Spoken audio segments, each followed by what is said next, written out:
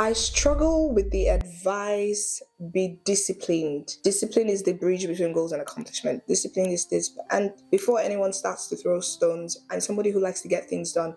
Matter of fact, I talk all the time about productivity, having a structure that works. I talk about all these things. But I think that that advice assumes that I don't have a structure or I'm not putting in enough effort.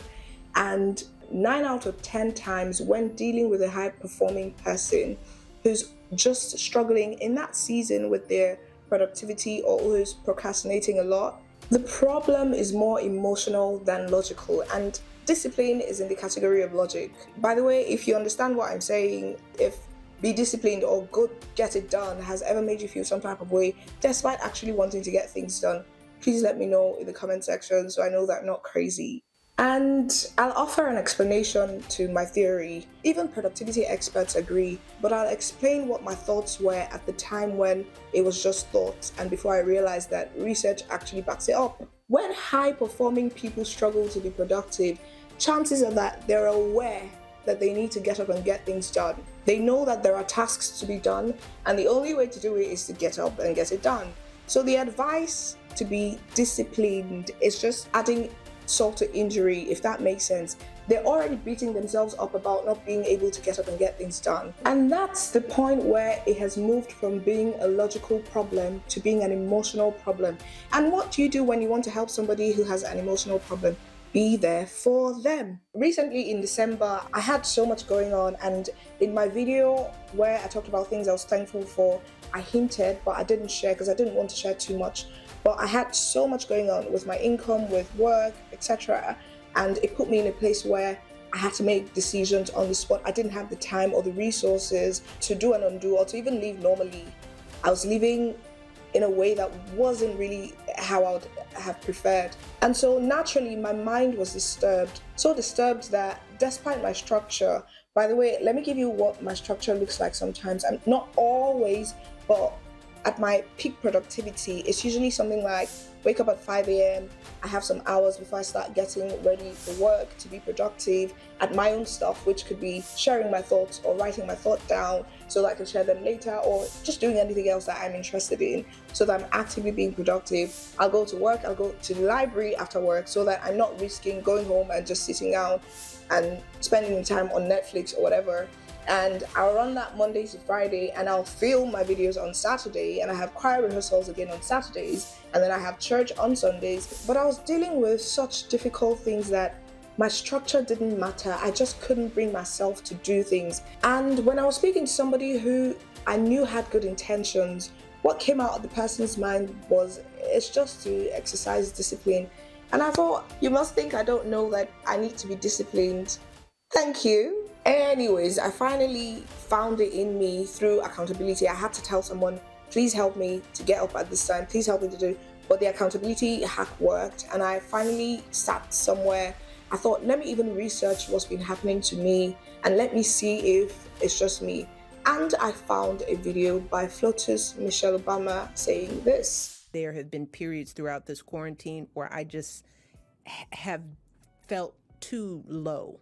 You know, I've gone through those emotional highs and lows that I think everybody feels, where you just don't feel yourself. By the way, I think every single person knows that Flotus Michelle Obama is nobody's mate with productivity. We don't need to be inside. It's not one of those cases where you'll be like, oh, you're not living inside, you don't know what really goes on, blah, blah, blah, blah, blah. It's clear. It's clear from the quality of her speech. It's clear from the quality of her mind. I don't even think I'm worthy to evaluate the quality of her speech or mind. But just for the purpose of this conversation, it's clear that a lot goes on in the head of somebody who can produce the sort of words that she produces. And that will naturally keep you busy researching, reading up, attending meetings where necessary, etc. And then, as if that wasn't enough, I don't know if you guys know Iman Shumpert, but he's a basketballer, he's an athlete. I stumbled upon a video of his. By the way, Iman is really macho. All those athletes that have to get up at maybe 5 a.m. to do their workout, have to do this, do that. And so productivity is normal. but he was talking about this day when he just couldn't get up. And I said, okay, I think I might be understanding, not to say that I'm as busy as these guys or as disciplined as them, but their stories started to make me feel like I could understand what was happening to me. I ain't gonna lie, I thought depression was fake. For the longest, I was like, dog, that's the biggest excuse I've ever heard. I'm like, I don't know why people like lean on it so hard. And at one point during when Ari had to cut my high top, that's where the high top came from. I was literally at that wall where I'm like, this leg, it's not getting, like, I can't do nothing. I'm like, Ari, like, at this point, he like, dude, can you get up, change, cut your hair, come on, let's cut your hair, let's do something different. And everybody keep telling me, you need to rest, you need to rest, you need to rest. I'm like, bro, I've been going to sleep every day for 2 months. I'm like, I can't do nothing. I can't run, I can't jump, I can't push somebody, I can't do nothing. I'm like, if I walk down the stairs and mess up, I'm down. You know what I'm saying? So I was just in that, and I was like, bro, this is the first time I could acknowledge it. I was like, man, depression's real. That man is over 6 feet tall, with all the things I talked about earlier, and had that type of a difficult moment to get things done. And it's why people like Ali Abdaal, the author of Feel Good Productivity, would liken the advice of be disciplined to somebody who is normally productive, to the advice of be happy to somebody who's depressed. It's because he knows something. By the way, Ali Abdaal is a productivity expert, not just a productivity expert, but he's somebody who has produced and authored several books, several materials on the subject, and based on researched and science-based study around human behavior. So not just people throwing you quotes or wanting to sound intelligent. And forgive me, but I think a lot of the mantras that people come by are from people who want to sound intelligent, or maybe not. Maybe it's a thing of balance. For somebody who's lazy, then the advice to be disciplined absolutely comes in handy. But for somebody who's normally up and doing, normally productive, and who's now struggling in a particular season to get things done, chances are that the problem is emotional. And the only way to help anyone get through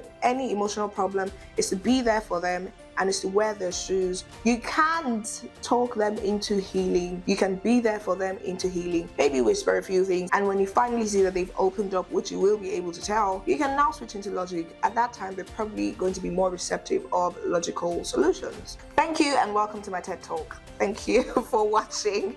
And please be sure to hit the subscribe button. If you haven't already done so, hit the like button, and make sure to see more videos of this nature in the Can I Talk to You series, where I talk about things that I normally would write down in my diary, but I've now figured out that many people are thinking about, but may not really say. Let's have a chat. I'll see you in my next video. Bye-bye.